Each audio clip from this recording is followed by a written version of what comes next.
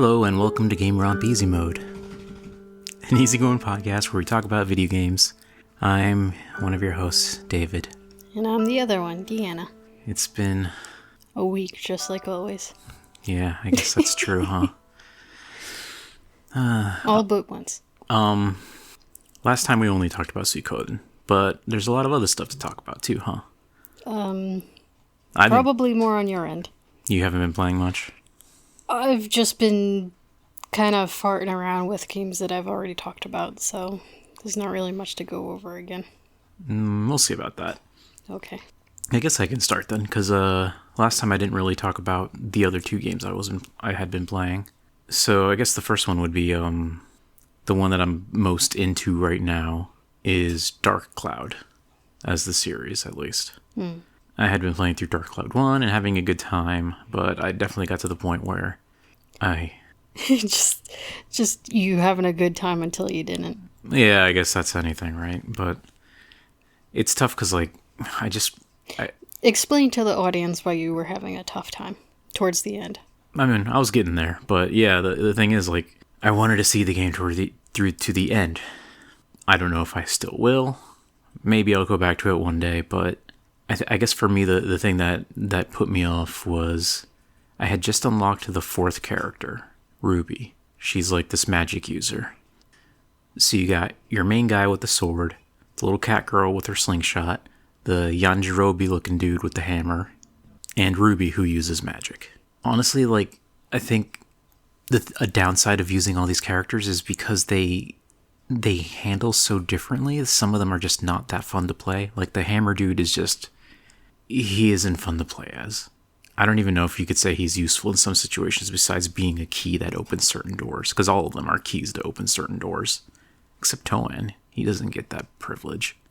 Yeah, he's the main character. He has bigger things to worry about. When Ruby was introduced, along with her was also introduced her key, or rather the certain doors in the dungeons that only she can open. And oh my god. It's bad. Like, it's such a pace killer. Because, okay, you're first introduced to this mechanic when you get the cat girl. There's this little gap that Toan can't cross. So you have to do some story stuff. You turn your cat into a cat girl, and then she can jump over the gaps. So whenever you continue from then on in the dungeon, sometimes you'll run into a gap like that, and you have to switch over to her, go up to the gap, a little red exclamation mark pops up, you hit X, and she jumps over it, and it's done. It takes like 2 seconds. Then you get introduced to Goro, the guy with the hammer. What did you call him earlier? Yandaro or something? Yajirobe. The guy, do you remember Dragon Ball Z? The little fat guy with the sword? He cuts off... I guess. He cuts off Vegeta's tail, I think. He looks like that. He looks exactly like him. I guess that's Anyway, this isn't a Dragon Ball Z podcast. You don't say. He uses a hammer, and he's a melee character like Toan, but he doesn't have a satisfying combo like Toan kind of does, because when you hit like the melee buttons, like Toan will do like a 1, 2, 3, 4, like a combo. In any action game, you get like a nice combo when you do melee attacks, right? Yeah.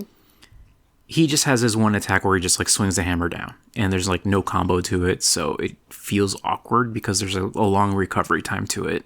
So he only has one animation. Yeah. Oof. It doesn't feel good to play as him. And also the melee attacks in both of these characters are very like short ranged. I mean, I guess that's kinda too short ranged. Like sometimes there are certain enemies you'll be fighting where your player, its 3D model is physically up against the other model and cannot walk any closer, and you'll swing the sword and it'll still not hit because you're too far away. What the fuck? That is extreme. Yeah, like it depends on the enemy models, because some of the enemies are fat, like this big old fat fish that you see in this the dungeon where I left off. Like, if you attack him from behind in certain positions, you just can't hit him. And there are some enemies, like you find these little, I guess I don't know if they're like living cannons or robots, but it's like a cannon with eyeballs and wheels, and it will constantly wheel away from you. You basically have to like chase it into a corner where it can't back up anymore, because even if you walk up to it or run up to it and you're physically up against it, by the time you slash the weapon, it has backed away enough that you can't hit it because your melee attack is just so short. Did they even, like, quality control this before? This was their first game, so... I know, but, like, I feel even with the first game, you should know how bounding boxes work. I don't know. Maybe they didn't want to make it too easy or something, but it kind of feels bad to play sometimes.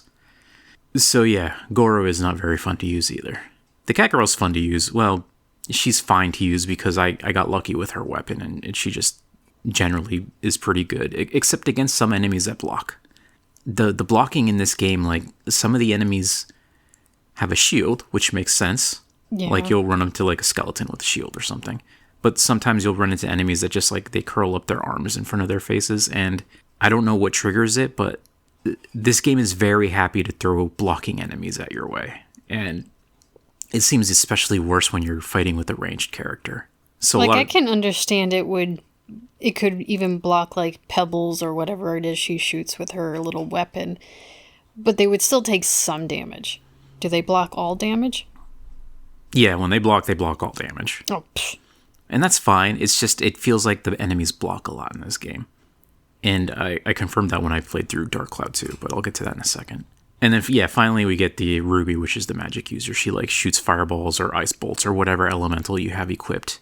And, I mean, I guess she's fine. A lot of people seem to like her, but I don't know. I would have to build her up more. She seems fine.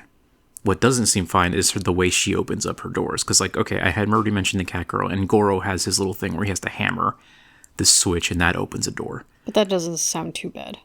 No, it can be a little annoying because sometimes I'll see the door with the little switch, and it's like, oh, I need to switch to Goro. But then I get up to it, and, like, if you don't position yourself just right, a little dialogue box pops up before you can hit the hammer. Because, like, attack and confirm is the same button. So it's like, I switch to him, and, like, okay, I know I need to hit the switch, but then I get too close, and it's like, you need to hit the switch with the hammer. And it's like, I know, that's why I switched to Goro. So then that dialogue box goes away, and then you can hit it. It's like, fine. It takes a little bit longer than the cat girl, but it's not the worst thing. The worst thing is Ruby's doors. She has these little pedestals with crystals on them. And you have to basically go into first-person mode and then aim directly at the crystal. Because you can't just, like, you can't do it from the regular third-person mode, because if you do a regular attack, it won't hit it. She's, like, too low. You have to slightly aim it up. That's, bad enough, I guess, because it's an extra time tax. But what's worse is each of these crystals will be different elements. So it's not just like you can't just, like, switch to her and do it. You have to switch to her and make sure she has the right elemental equipped. Now, for people that don't know how Dark Cloud's weapons work, basically they have the possibility of being 4 different elements: fire, ice, wind, holy. Is that it? And lightning. Okay, 5. So if the crystal is red, then it means you have to use fire magic on it, which is, fine, because she starts with a fire bracelet. If it's something else, you gotta hope you have that element or some way to slot it in right now. Because, like, the second time I ran into one of these, it was an ice elemental. And I was lucky because in the story mode, you get given one if you rebuild the town that you're currently in, which is called Queens. One of the guys gives you a bracelet, and that's the ice elemental for her. But if you run into one that's holy or lightning, and you haven't built a holy or lightning weapon, you have to hope that you have a holy or lightning crystal in your inventory. And you can't know what's coming up in the dungeon because it's all randomly generated, right? So if you're, like, in this dungeon and you don't have any lightning gems in your possession and no lightning weapons, then that you're just not opening that door. And if there's enemies behind that door or the exit, then, like, you're just screwed. You'll just have to leave the dungeon and regenerate that random floor. But, like, if that wasn't bad enough, even if you do, like, I had recorded this and put it on my Blue Sky. I think the clip is, like, 45 seconds long or something like that. And that's just to open up a door. Yeah, that's literally, oh, there's the door. I'm playing as somebody else, so I have to switch to Ruby. Then I have to open up my inventory and go into my armlet and see if I have lightning. I don't, so I have to go into my items and see if I have a lightning crystal that I can put into the armlet. That gives it, like, a measly 3 points of lightning damage, but that's enough because I just need the element active. Then I have to go into the equipment and say, activate this attribute, switch it from ice to lightning. Then back in the actual play space, like go into first person mode, aim at the thing, and then shoot it, and hope that I shoot it because there's no aiming reticle. So I miss like 2 times because I'm an idiot. I was just thinking, like, there's a lot of things to pick about this, but the fact that first person mode, especially if you have to like shoot magic or shoot anything, that I noticed that there was no, what's it called, the reticle? Yeah, there's no aiming reticle. And that's also weird. You're not meant to play the game in combat in first person. No, but apparently you're meant to open doors. Yeah, so it's like it's so clunky, right? So okay, after like 3 shots, and maybe you're a super pro gamer and you hit it your first shot every time, then it's like, okay, go back to the equipment menu, take off that lightning crystal that you don't need, you put back whatever you had equipped before that you actually use for damage, set the attribute you want back against, which for this one was ice, then switch back to the character you were actually using. And like all of that took like almost 50 seconds, which I know 50 seconds doesn't sound like a lot, but it's basically like a loading screen just to open this one door in the dungeon. Yeah. My other thing was like, so these little crystals you have to attach, they're attaching to what, like a bracelet or something? Yeah, because the way the weapons and elements in this game work, everyone has their set of weapons, but they're all handled in the same way, that they all have stat attributes. They have like attack, endurance, which is like how much HP the weapon has. Right. And then they have their attributes for like the elements, which again, fire, ice, etc. But then they also have attributes for enemy types, like anti-aquatic, anti-undead, anti-metal, or whatever. So each weapon has like 15, 16 different like attributes. Yeah. And in order to, when you're playing as these characters, no matter which character you're playing, their weapons level up. So Toann has swords, Catgirl has slingshots, Ruby has bracelets. The way she attacks is basically like fireballs or whatever. It looks like magic, but it's still all the numbers, the stats of her attacks are linked to her bracelets. Yeah, I was just thinking what I wanted to get to was just, wouldn't it have been easier to some degree if she just had different bracelets depending on the attribute? That way you weren't working with just one bracelet and attaching different crystals and having to go through that whole menu mess just to open up a fucking door. Just change like the bracelet itself. You could, but because this is like at the beginning of her introductory chapter, you start with 1, then you get 2. So I have 2. I have a fire one and an ice one. Oh, okay. And later on, maybe I'll get another one that would be like, wind or holy or whatever. So you can do that, but like each weapon you have, you also have to spend time leveling up, which is another issue that was starting to get to me. Yeah, but I'm just saying, like, if you only need the attribute for the door, then at least you don't have to worry about that. Just grab like a whole bunch of bracelets. This one's gonna be my lightning one, and then just switch the item maybe slightly quicker every time you gotta open up a fucking lightning door. Yeah, you know what? You're right. That is probably the best way to go. Well, maybe. Either that or just have one bracelet that has all the elements on it. But the thing is, when you're this early on in the game, you just don't have that. I mean, that's fair. I just trying to figure out a way that it would be less stupid. I'm sure later on in the game, like when you're a couple dungeons further in and, you have 2 other characters that get added to the party, then maybe at that point she'll have like 2 bracelets that I can switch between. But like, or maybe right now, they could have made it where like you have to open up this door with a specific character. So they just switch to her, and then she just uses the attribute. She doesn't need to have a specific bracelet on. Like, yeah, that's the thing. It could be like the Catgirl. If it was like the Catgirl where it just a little button appears and you press it and she does a little magic thingy, then fine, that would have been fine. But because it's you have to aim it and it's tied to whatever element you have active, it just becomes an extra time tax. And again, that's just one thing of the game. Like the other part is just the time tax of grinding up the weapons, because like each character has their weapon, and each weapon has their own XP. In this game, you're not leveling up the characters. It's kind of like Monster Hunter. I think I mentioned this before. Their strength comes from the weapon that they have equipped, and you level up the weapons. Yeah. But if you neglect them for too long, like I did with Toann for a bit with his sword, they'll break, and then it was like, oh shit, I gotta go to a worse weapon or something. No, it's more like they just aren't keeping up in strength. So like, oh, this boss you have to use Ruby's fire to lower the shield and then switch to melee to fight her or whatever. And it's like, have you been leveling up both characters' weapon to handle this challenge? And it's like, oh, but I thought you mentioned that like the weapons also have durability, right? yeah. So like if they break, then you're screwed. Yeah, but you have repair stuff to make sure that doesn't happen.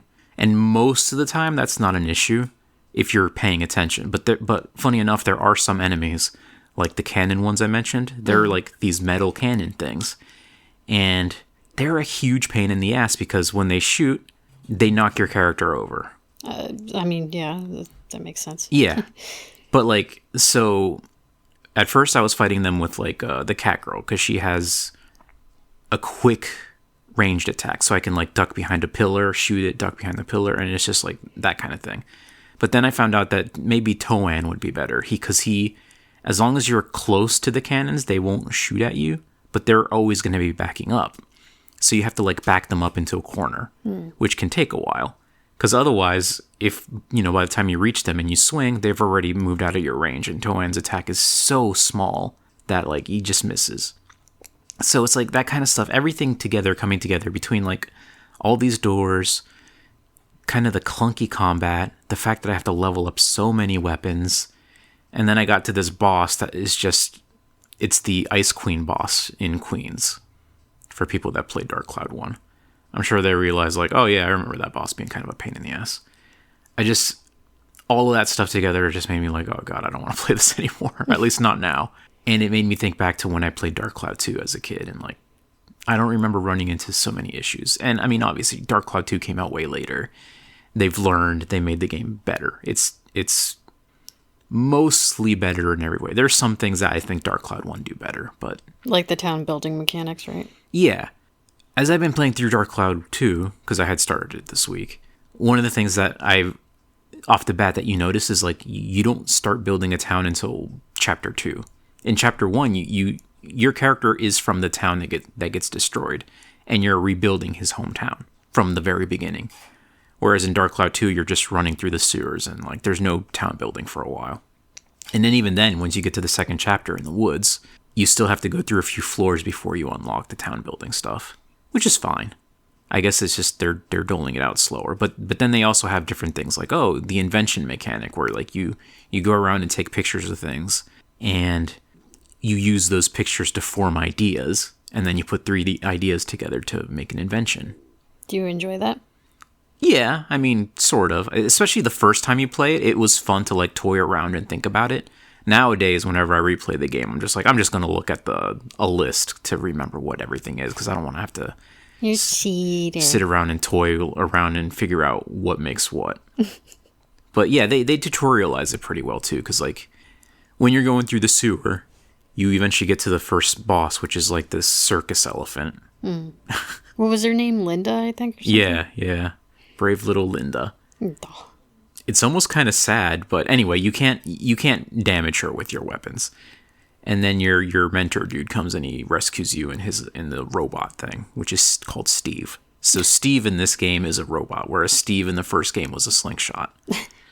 Someone in that dev team really liked the name Steve. Yeah. So you have to go back and like, Steve doesn't have enough power. So you go back to the town, and this is where they introduce the inventings. Like, we need to invent or build a fuel tank for Steve. And I think the recipe was belt, barrel, and pipe. So it's like these two milk barrels with pipes in it and like tied together with a belt. So I guess that's a MacGyver way of doing something. So you have to go around town and find like, you have to take a picture of these milk canisters and like go to like the sheriff. The sheriff is wearing this big belt, so like you have to like zoom in and take a picture of his belt, which is kind of funny. Does he say anything? Like, why the fuck are you taking a picture of my crotch area? Whenever you take a picture of stuff in town, if there's a character there, they'll do a pose for you. And like the picture will say like, oh, this is Mayor Reed or whatever.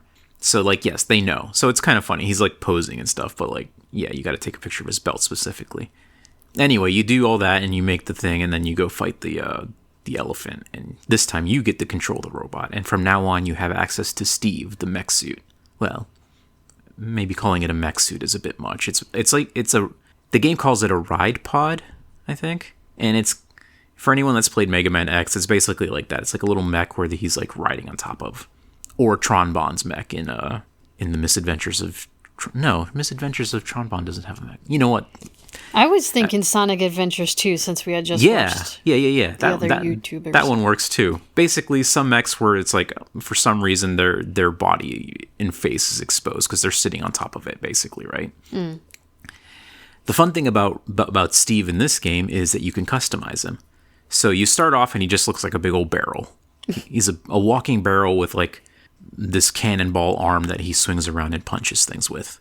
But later on, you can like switch the body out and give him different weapons like machine guns or cannons or missile launchers or even like hands that hold swords. Holy or like shit. A clown arm that punches. It's like you can super hyper customize Steve the way you want it to, and that's really fun.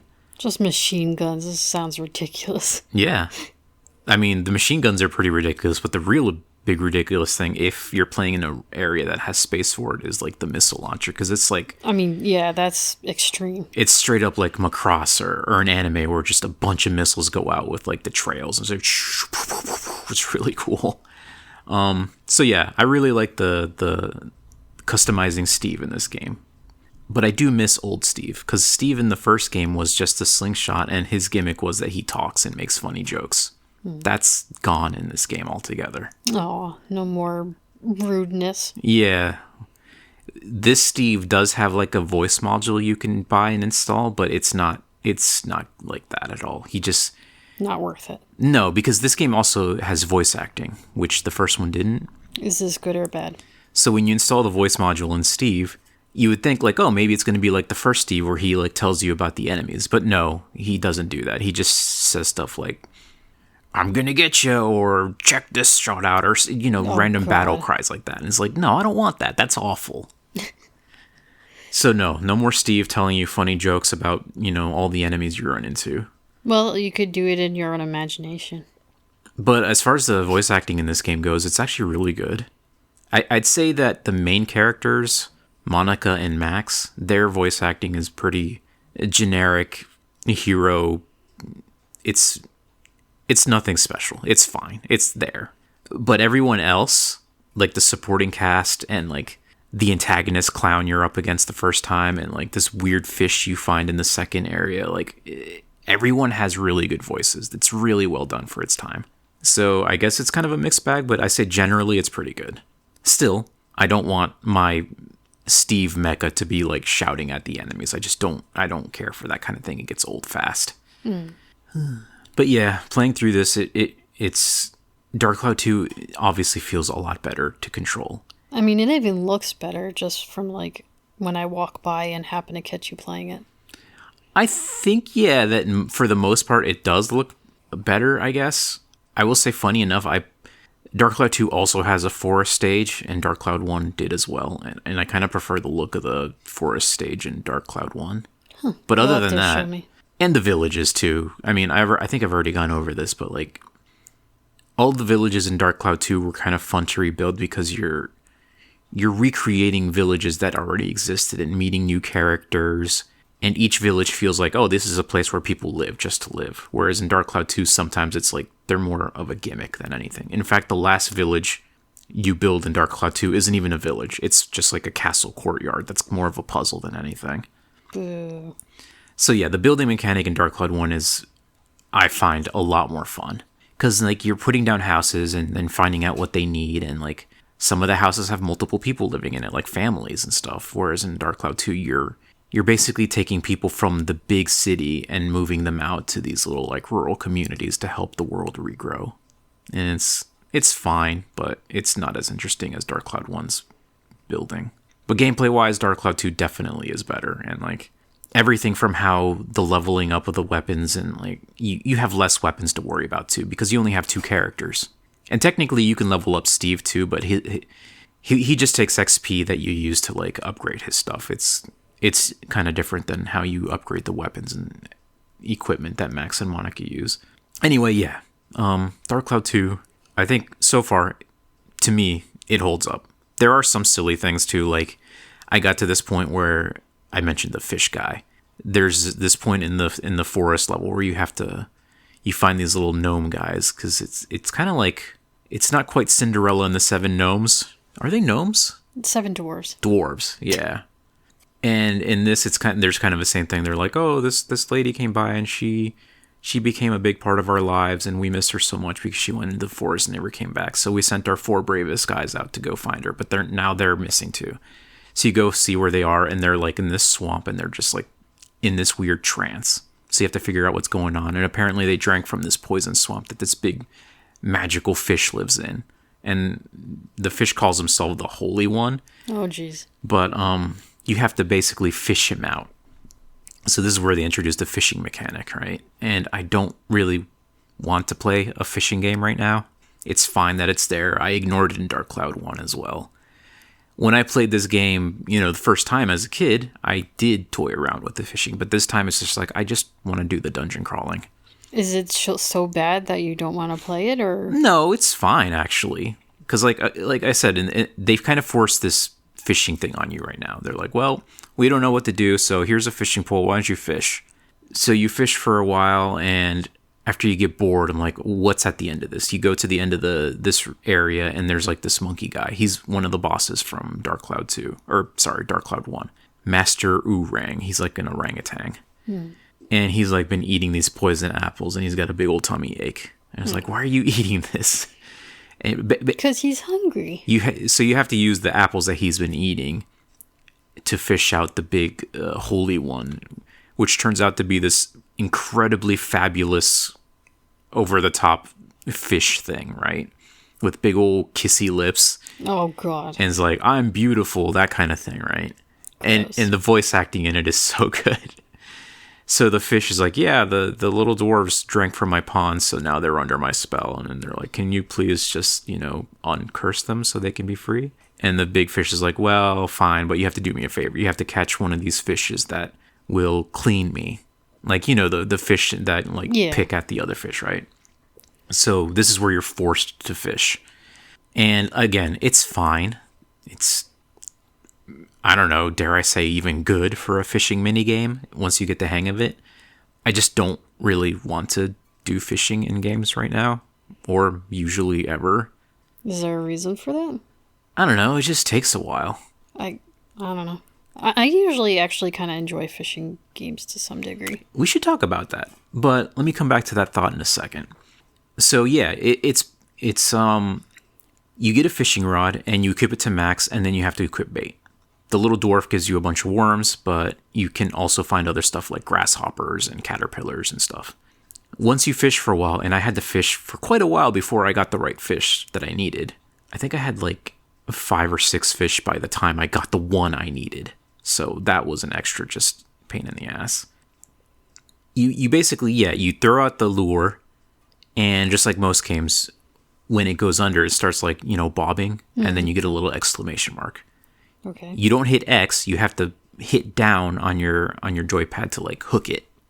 And then you start reeling with X, and you get 2 bars. You get one that shows the length or how far away it is, and then like the tension, I guess. Yeah, so you don't want to go too hard because it'll break, yeah. Which I instantly broke the first time because the game doesn't tutorialize it very well. So the second time I was like, okay, be careful, don't reel, see what's happening.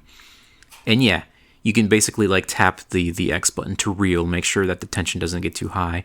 Every so often the fish will like zig to the left or zigzag to the right, and you have to like use the joypad to like follow, and that'll lower the tension. And it's just like this little mini game where you're watching the movements and reeling carefully. It's fine. There's nothing wrong with it. Yeah, that sounds like a typical fishing mechanic. But like any fishing game, it can take a while because fishing is a slow thing, and I get that. Yeah. So, it's fine. It's just, after this one section, I'm probably never going to touch the fishing again because I don't really care about that right now. I mean, if you're trying to speed through the game, that makes sense. Yeah, I just want to play the dungeons and level up the weapons and build the towns, that kind of stuff. The story aspect. Yeah. Anyway, I ended up getting the little cleaning fish, gave it to the big magical purple fish guy. It's funny, at some point the fish mentions that he's a trustworthy guy, and like Monica's like, wait, you're a guy? And it was like this very early 2000s humor. Oh, jeez. Well, because of his lips. Yeah. Anyway, the dwarves get freed, and then, yeah, you give them the quote-unquote grape juice in a very green glass bottle, so you know it's not really... I wonder in Japan, it's probably just wine. Yeah, that's where I am in Dark Cloud 2. I mean, I've already beat this game before, but I don't know, I want to play it again. It's... I guess I'm just in the mood for an old game that I've already played, even though I can be playing games that I haven't played before. Yeah, been there, done that. So yeah, that's what I've been doing, I guess. I know I saw you playing a game that you've played through before. Well, this week it's kind of just been, I've been playing a little bit of Leaf Green again. And I mostly just started that because I wanted to hang out with Theo on the couch. Oh. I'm like, well, I'll just play this again for a little bit on the 3DS. And then I've also been kind of messing around a little bit with RimWorld. Mostly just modding again, which is something I really enjoy doing. And this time I've kind of gone with the Medieval Overhaul mod, which it really is an overhaul. So I've been also trying to mix other certain mods with the Medieval Overhaul to try and get it to look somewhat cohesive. Does this just remove all sci-fi or modern elements from it, like guns and stuff? As I've seen it so far, yes, but I could also be completely wrong with that. Like, cool. Maybe those guns still appear later on. I'm not entirely sure. But I am not a player that has gone very far in RimWorld, so if that happens, I'll probably never end up seeing it anyways. I mean, there's still things like yesterday we uncovered the ancient evil, so there's still like the Scythers and the Mechanicoids or whatever you want to call them. Oh, okay. So I guess there's like still that aspect of it. And I actually got lucky with that because we uncovered that, but I didn't necessarily open it up at first. You can kind of like, you can break down the wall or dismantle, however you want to do it, and it will reveal the area. But if you do like a corner, it'll reveal the area without necessarily letting the mechanoids out of their thing, because usually they're pretty hard. And I only have like 5 people at the moment. They're all in like medieval gear and weapons and stuff. I didn't want them to immediately get wiped. I just wanted to see what was in there. There was the 2 mechanoids, and I think there's like one, I forgot what it's called. It's like a casket that you can open, but it's like high-tech casket. Yeah. There may or may not be a good person in there, or they might just already be dead. We don't know. But even though I had opened it up so that I could just see what was in there without letting them out, eventually they started digging through the wall anyways, because that's just kind of what they do. But they had started, quote-unquote, leaking out of there as I had a trader that was visiting that had like a whole bunch of people. So I pushed my trading spot over next to that wall, and I just let the traders take care of the 2 mechanoids that were in there. And there was only 2, so they actually managed to defeat the mechanoids without like losing anyone in their group, which I would have like healed them anyways if they weren't immediately killed. So it's like, if you have that, just use traders to go and destroy the thing so you don't have your people have to deal with it. That seems to be a thing you do in every single playthrough of RimWorld, yeah. Yeah, I mean, I enjoy doing it. It's just easier for me. But otherwise, it's just pretty much the same stuff I've already been doing. There is one thing I wanted to talk about, though. Have you ever played, like, a demo for something that looks really like it would kind of be up your alley, and then you play it in, like, less than half an hour, you're like, okay, I don't want this thing? I literally just played a demo like that, yeah. I don't remember the name of it, though. Oh, shit, you too? So, I tried one, and it's like this little plant game, and it had really cute graphics, and it's basically, I guess you either live with your grandmother or you went to go visit your grandmother, something like that. And she takes care of plants and grows plants and stuff like that. And you're like, oh, I want to help. And it's like, okay, that's fine. And you can pick like 2, you get a choice of 3 different plants. You can pick 2 of them. Some of them you have to use little coins to unlock or buy or whatever you want to call it.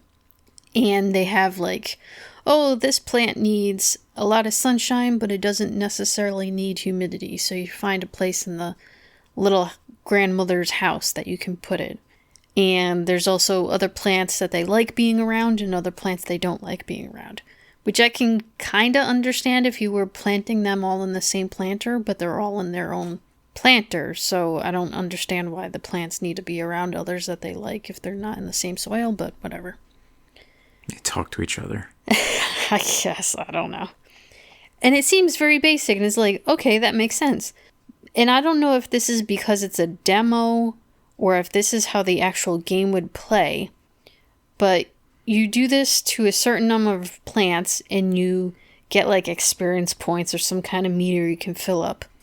But it got to the point, like, not even, like, 15 minutes into the game where it's just, okay, buy more plants and place them again.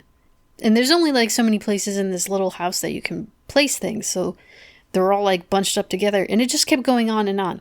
Like, I don't know if there was supposed to be a point of experience points where the story is supposed to continue, but it was just like, okay, here's 3 extra plants, pick 2 and place them. And that's all it was. I'm like, this doesn't make any fucking sense. Like, I suddenly have, I don't know, there's maybe like 3 or 4 spots in the entire house that are little circles that you can place the plants. And there's like 5 plants in each thing. I can't put them just anywhere in the house to make it quote unquote look good. And it just continued. I'm like, this is kind of fucking stupid. I don't get it. Like, okay. It didn't move on. And I'm like, how many fucking plants do I need to put in this house before something happens? I don't know. It was just... Maybe it's just a cozy game where nothing is supposed to happen. But if it was a cozy game, then let me put plants wherever I want, not 3 specific spots, and then there's like fucking 15 plants in each spot, and it's just overwhelming. It doesn't make any sense. I guess it was just bad. I would have to see, yeah. I didn't like it. It's kind of hard to picture. No bueno. Oh, wow. So what was the one that you didn't like? It was one that was... I had completely forgot about until you brought up the idea of demos. I don't remember the name of it. I did not prepare. I wasn't thinking of talking about it, but I'll... Well, I didn't mention the game I played because, like, as much as I don't like it, I don't want to necessarily shit on it. Fair enough. It was, I forget where I saw it, but it looked like it was going to be kind of like it's a third-person action game, kind of like a Souls-like, I guess. I mean, not really. But you basically, you start up and you customize a character. You can choose what you look like, and then you get a choice of 3 different weapons. One of them's like this glaive thing, like a bladed spear that you swing around. One is like this sword and shield type of thing, and the other one's just a gun. It's sci-fi. I went with the glaive because its combo felt the best, I guess. The sword and shield was kind of slow and very defensive, and the gun was just a gun. But in a weird way. It's not like a third-person shooter.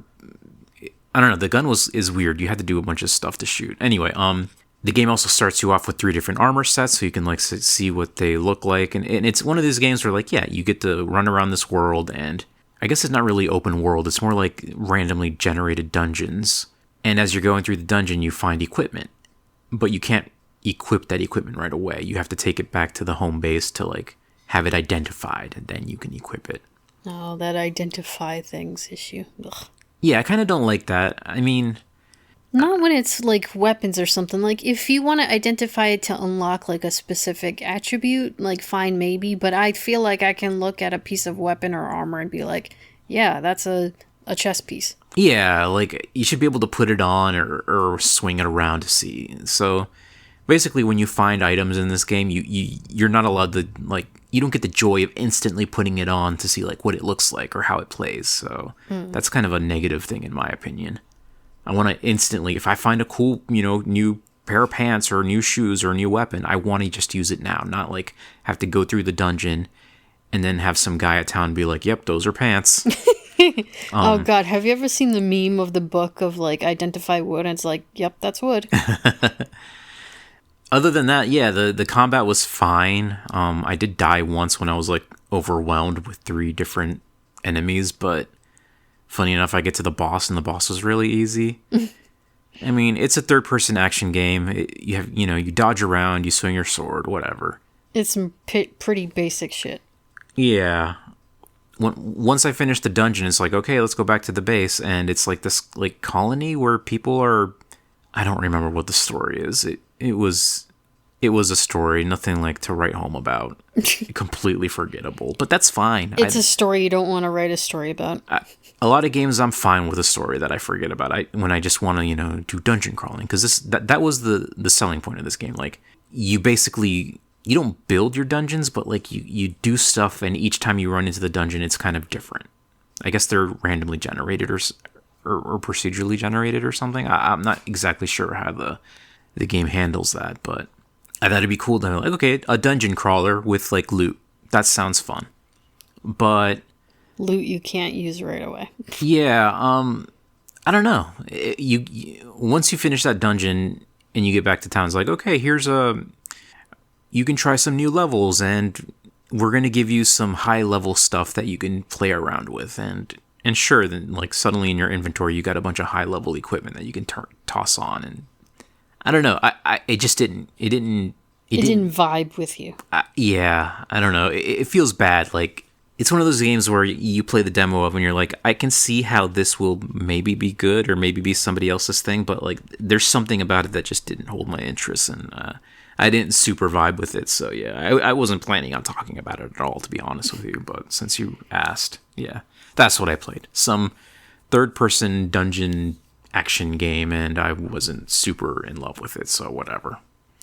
The other game I had been playing a lot of was SnowRunners. I don't know if Yes, you've been talked over this about it before. Yeah, it's just Many one times. of those games where it's a podcast game. So sometimes I'll be like, I don't want to do anything. I just want to Zone out. turn my brain off. I'll put on a podcast and just truck around for a bit. So yeah, that's still been fun. I don't know if I'll keep playing that now though, because like I'm just even right now I'm like I just want to play Dark Cloud 2. Uh-oh, you're hyperfixating. I should go back and play Terra Enigma as well, but Oh yeah, I almost completely forgot about that game. I haven't played it in a while. Yeah, I should though at some point, but I haven't yet. And right now, yeah, I just kind of want to play Dark Cloud. I mean, what I really want to play is Suiko then? Xenoblade Chronicles X, Oh, okay. which has just come out, like the remake of that. How much is it? $60. Ugh. Yeah, and like I wish I could just play it on PC. Well, that too. But yeah, that's what's really like, oh god, I want to play that because it's a big open world and like it's sci-fi and you got all these cool monsters and like the different party you can build, and like eventually you get mechs that you can ride in and like attack with, and it's like it just looks so good. I've never played it. This is a remake of a Wii U game. Well, not a remake, just a port basically with some updated stuff. It's like, what do they call it? The enhanced edition or something. It's like the way to play it now, basically. So I guess it's on the Switch. Yeah. I was gonna say, like, we have this conundrum where we want to play everything on our PCs, but like our PCs are getting up there in age, so we might not be able to play everything. But if it's a Switch game, we can handle it. Yeah. If this was on PC, I know my computer would be able to handle it, no problem. And that's not to dismiss what it looks like, because it looks really good for a Nintendo game. Like, compare that to what Pokemon looks like. Oh god, you could compare fucking anything to what Pokemon looks like. I hope they, supposedly I've been hearing that there's been leaks or something about Pokemon Z or whatever the next one's gonna be. Yeah, something about like, oh, there's confirmed new Mega Evolutions. And it's like, well, of course there's gonna be new Mega Evolutions. Like, I don't care about the Mega Evolutions. It's like, I don't know. There's that one Pokemon. Was it the Mega Evolution? Yeah, it's like its jaw was broken and really freaks me the fuck out. God, I hate that thing. It's yeah, you're back in the France area with like where that gimmick was introduced. So of course they're gonna bring it back and they're gonna add new ones. Like, are they all gonna be fucking nightmares though? Like, is that the whole point of Mega Evolutions? No, because so many of them are like, oh, this Pokemon is suffering when you put it into Mega Evolution. I'm like, then don't fucking put it into Mega Evolution. Why would you do that? That is horrific. I don't think most of them do that, no. A lot of them do. There's the one with the power so much it breaks its jaw. The other one is like, oh, it's so much power, it's in constant pain. Why are you doing this? You are a monster. Because Pokemon are monsters. I mean, there's a thing of like, oh, Rhydon just constantly goes berserk until it, runs out of or gets exhausted, or Ponyta can smash anything with its hooves because they're as hard as diamonds. That's like one thing, but putting Pokemon into pain is absolutely fucked. This is a series where you're basically cockfighting with animals all the time, so yeah. Yeah, I guess. I mean, you're like, hey, you're 10 years old now. We're going to give you this cool pet. It has the power to, like, destroy houses. But here you go. And, like, have fun. I don't trust you with driving a car, but I'm going to trust you with this big old monster that can shoot fireballs and shit. Now take that monster, this little pet that you can sometimes pet and, have cuddles with on the couch, and go fight your neighbor's dog, too, with it. It's like, looking out the window, there's Jimmy and Timmy playing with their two dogs as the dogs are, like, shooting each other with lasers and, like, knocking each other unconscious. Yeah. This is the world of Pokemon, so... I guess. I don't know. It was just something... Don't overthink it. Mega Evolutions really gets to me. I don't want to put my Pokemon through that. Oh, God forbid I have empathy for fake creatures, I guess. I don't know. No, I mean, that's fine. It's just funny to me when people get a little... too into it. No, I don't know. Which is like, that's my hot take of things like Monster Hunter. That's why I don't play that game. Yeah, a lot of people will have that with Monster Hunter. She was like, oh no, I'm hurting this, monster. And it's like, yeah, you're basically torturing this creature that's just existing, and you're like, let's fucking give it 1,000 death by 1,000 cuts over the next 45 minutes. Like, holy shit. But that's been video games forever. That's also Pokemon. I know. It's just, I don't know. Somehow Monster Hunter makes it worse. That's also Dark Cloud 2. Like, I had mentioned, like, the first boss you fight is a circus elephant. And, like, not in real life where you go to the, people protest against, like, Ringling brothers holding the elephants and, like, all that stuff. In Dark Cloud 2... when the big old circus clown's like, you're gonna fight the elephant, Max doesn't think like, oh no, we can't hurt the elephant. You know what they do? They jump in a robot and punch the thing to death. Yeah, I know. It's just, I don't know. There's something about Monster Hunter that it's just like the vague realism of it. The fact that it takes fucking 45 minutes. Imagine there would be a difference between more like 10 minutes. Whatever, but there's a difference between Mario jumping on a Goomba and killing it instantly versus if it was like slowly slashing its throat for 10 minutes straight. I mean, there's also like bosses in other games that can take like, oh, here's this Koopa, let's slowly disembowel him and cut off his tail as he like just wiggles around and suffers through it. And yet people will play games like, I don't know, GTA or Assassin's Creed, and it's like just constant human death. And it's like, well, whatever. Okay, I guess GTA does have that one torture scene. For the most part, you're just hitting them with the car really quick. Oh, yeah, it's just instant torture. You're just maiming them for the rest of their lives when you send them flying into a building. I mean, it's just whatever. That's video games for you. It's kind of, you just have to turn your brain off. That's weird when you think about it. Like, I almost said turn your brain off from experiencing empathy, but... oh, boy, I don't know, man.